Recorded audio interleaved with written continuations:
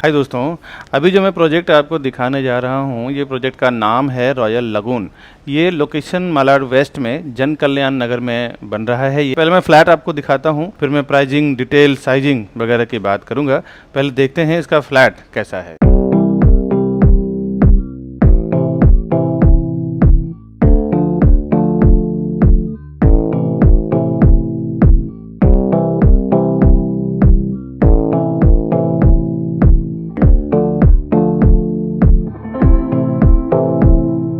हाय दोस्तों, मैं विकास बरनवाल, सीपी यानी authorise channel partner of builder and property consultant. हम लोग 0% ब्रोकरेज में काम करते हैं। और आइए जिस प्रोजेक्ट का मैंने दिखाया है उसका फ्लैट देखते हैं, साइजिंग, प्राइजिंग, पीडीएफ और वीडियोस के जरिए। फिर आगे और डिटेल, कनेक्टिविटी, साइजिंग सब जानेंगे, साथ ही साथ क्या एमिनिटीज़ है वो सब भी जानेंगे।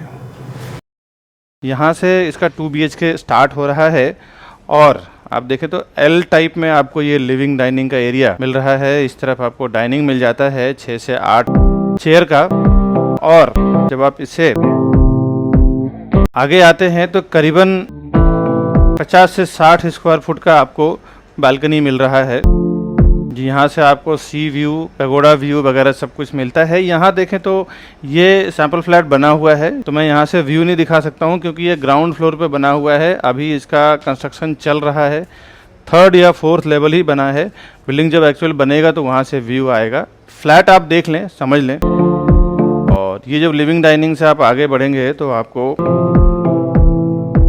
लेफ्ट हैंड साइड पे इसका कॉमन वॉशरूम दिया हुआ है। आप देख सकते हैं कॉमन वॉशरूम में पैटर्न, बेसिन और उसके बाद कमोड, उसके बाद बाथ एरिया दिया हुआ है। इसके बाहर एक यूटिलिटी एरिया रहेगा। फिलहाल तो ये ग्राउंड फ्लोर पे काम चल रहा है, तो यूटिलिटी एरिया प्रॉपर बनाया नहीं है, लेकिन यूटिलिटी एरिया सारे फ्लैट्स में आजकल तो देते ही हैं। और हाइट वगैरह जो देख रहे हैं वो एज इट इज़ सेम आपको मिलेगा। ये इसका पैसेज है। और जब आप वॉशरूम से जब आप आगे आते हैं तो आपको किचन इस तरफ मिल रहा है, जो एल टाइप का आपको किचन मिलने वाला है। इस तरफ आपको देखें तो फ्रिज का स्पेस या फिर वॉशिंग मशीन आप रख सकते हैं। फ्रिज का इधर भी दिया हुआ है, इधर भी दिया हुआ है, तो दोनों साइड आप अपने हिसाब से मैनेज कर सकते हैं। और इसके जस्ट किचन के अपोजिट में इसका कॉमन बेडरूम दिया हुआ है। कॉमन बेडरूम का लेंथ मैं आपको इधर से एक बार और विंडो साइड से एक बार दिखाता हूँ। इस तरफ आपका एक 6x6 का बेड, स्टडी टेबल और ड्रेसिंग टेबल तो देखें सामने दिया हुआ है। साइड टेबल वगैरह रखने के बाद भी एक 3 से 4 फुट का स्पेस आपको मिल रहा है। करीबन 700 स्क्वायर फुट, 702 स्क्वायर फुट का इसका कारपेट एरिया है। यहाँ पे देख सकते हैं पूरा फर्नीचर बनाया हुआ है, इसमें कुछ भी आपको बनाने की जरूरत नहीं है। इतना पूरा फर्नीचर बनाने के बाद जो आपको कंफर्टेबल स्पेस मिल रहा है, इस तरफ आपको वार्डरोब भी करीबन 2 से 2.5 फुट डेप्थ का बना हुआ है। इसके बाद मैं आपको लेके चलता हूँ मास्टर बेडरूम में, कि मास्टर बेडरूम दिखाता हूँ इसका कितना बड़ा और किस पैटर्न का है। यहाँ से इसका मास्टर बेडरूम स्टार्ट हो रहा है। अंदर आते सामने आपको इसका वॉशरूम मिल रहा है। यहाँ पे थोड़ा पैटर्न इन्होंने कॉमन बेडरूम, कॉमन वॉशरूम से अलग किया हुआ है। यहाँ पे प्लेटफॉर्म दिया है, बेसिन दिया है। इस तरफ आपको कमोड मिल रहा है और अंदर बाथ एरिया मिल रहा है। यहाँ पे भी यूटिलिटी एरिया आपको मिलता है।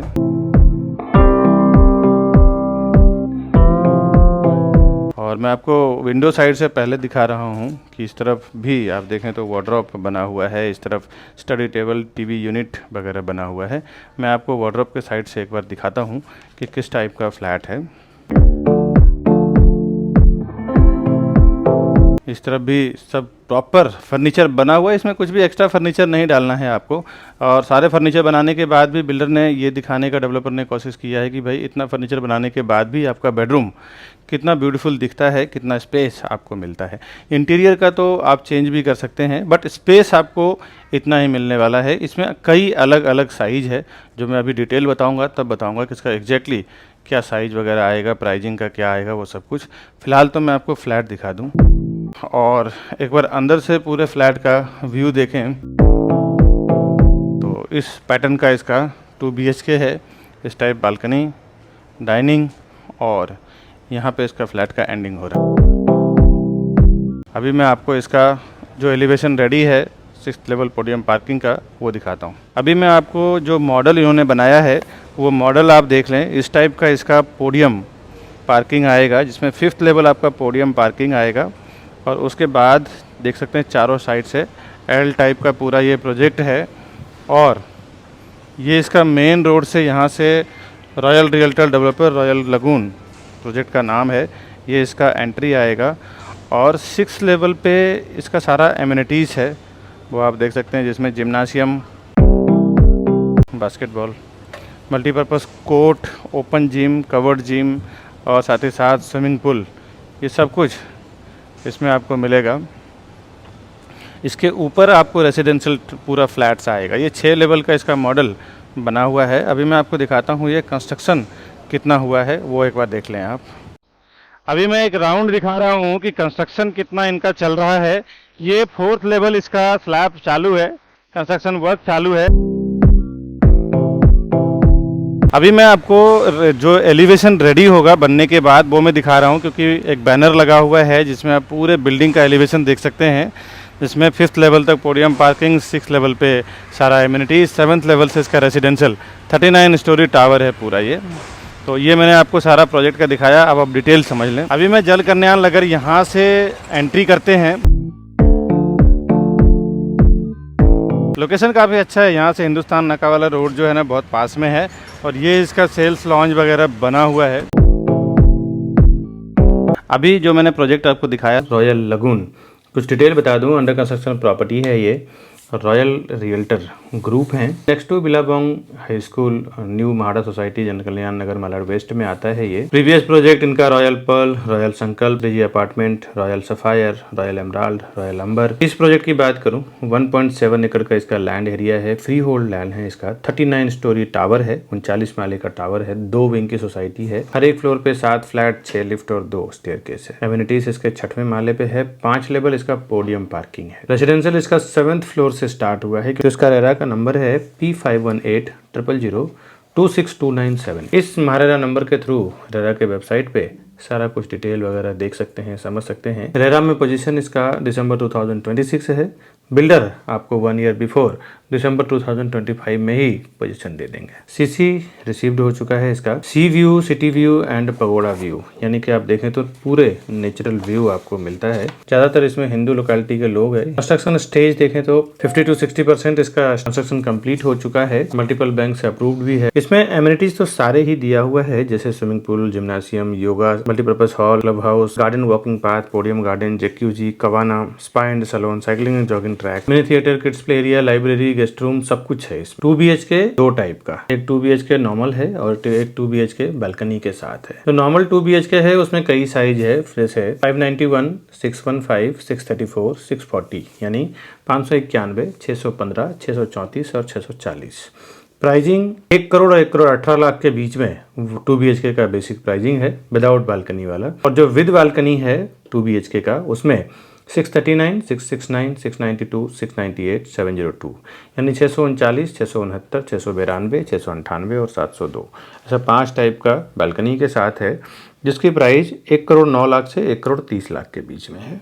पार्किंग का प्राइस इसमें 7 लाख के है। बहुत सारे लोग हमारे इस वीडियो को देखने के बाद डायरेक्ट चले जाते हैं प्रॉपर्टी खरीदने के लिए। उन्हें ऐसा लगता है कि मैं प्रॉपर्टी डायरेक्ट लूंगा तो हमारा ब्रोकरेज का फीस यानी सीपी जो चैनल पार्टनर होते हैं उसका ब्रोकरेज चार्ज बच जाएगा। दोस्तों आपको एक बार बता दूं, बिल्डर के पास इतना टाइम नहीं होता कि वो वहां पे बैठ के प्रोजेक्ट को बेचे। क्या क्या चीजों को वो इंक्लूड करते हैं।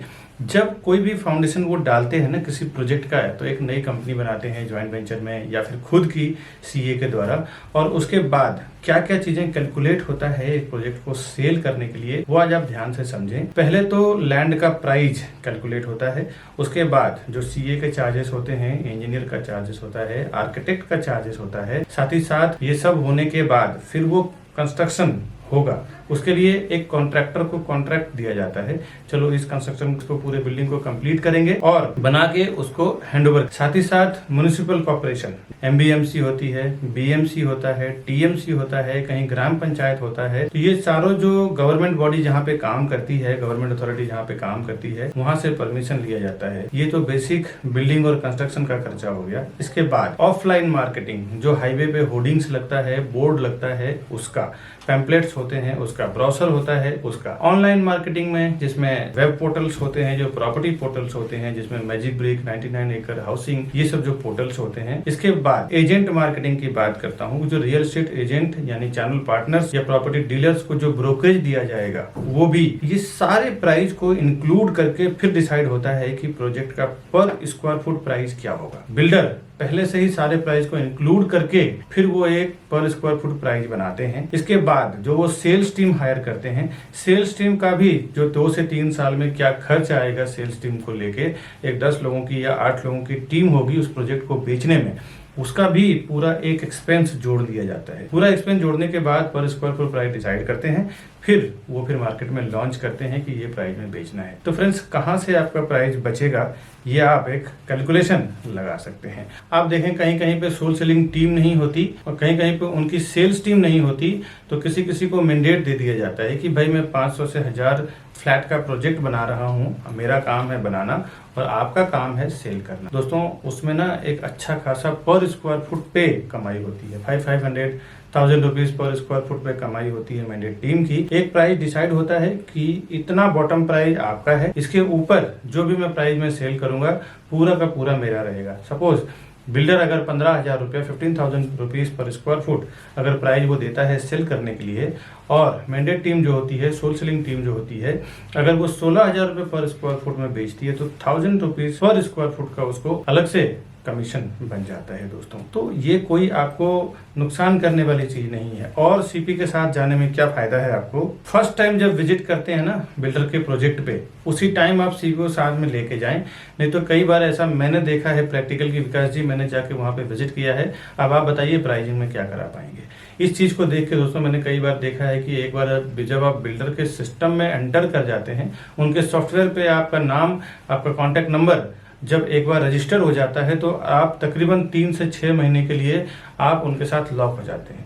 उसके बाद जब क्लाइंट हमारे पास आते हैं, बायर हमारे पास आते हैं कि हमारा प्राइस का क्या होगा, डॉक्यूमेंटेशन का क्या होगा, उसके बाद हम कुछ नहीं कर सकते, क्योंकि डेवलपर का ये कहना है कि ये हमारे डायरेक्ट कस्टमर है, इसमें आप इंटरफेयर ना करें। आप इंटरफेयर करेंगे तो फिर कुछ मतलब नहीं है, आपको हम कंसिडर ही नहीं करेंगे, आपको हम काउंट ही नहीं करेंगे। तो कभी भी फर्स्ट टाइम जब आप बिल्डर के प्रोजेक्ट पे जाते हैं तो उसी टाइम आप अपने सीपी को साथ में लेके जाएं, जिसको भी उस प्रोजेक्ट के रिलेटेड नॉलेज है। अभी मैं जो भी मार्केटिंग कर रहा हूं ना अपने चैनल पे, इस सारे प्रोजेक्ट का आप देखें तो डॉक्यूमेंटेशन, डिटेल सब कुछ हमें पता होता है, तब जाके हम उस प्रोजेक्ट का प्रमोट करते हैं अपने चैनल पे, ऑनलाइन या फिर कोई भी वे से। प्रोजेक्ट का क्या डिमांड है, क्या सप्लाई है, उसका भी नॉलेज आपको नहीं है। रेरा के क्या नॉर्म्स लिखे हुए हैं, कमेंसमेंट सर्टिफिकेट क्या है, कब उसका ओसी आने वाला है, क्या उसका बिल्डिंग कंप्लीशन सर्टिफिकेट रहेगा, लीगल नॉर्म्स भी आपको पता नहीं होता है। उस एरिया में जो सीपी काम कर रहा है, चैनल पार्टनर काम कर रहा है, उसको पूरा ओवरऑल इन एंड आउट उस प्रोजेक्ट रिलेटेड पता होता है। दोस्तों, कई बार हमने ऐसे बुकिंग करवाया है, देखा है कि जो डायरेक्ट कस्टमर गए हैं उन्होंने 15,700 में बुकिंग किया है। मैंने जो और मेरी टीम ने जो बुकिंग करवाया है 15,100, 200 में बुकिंग कराया है।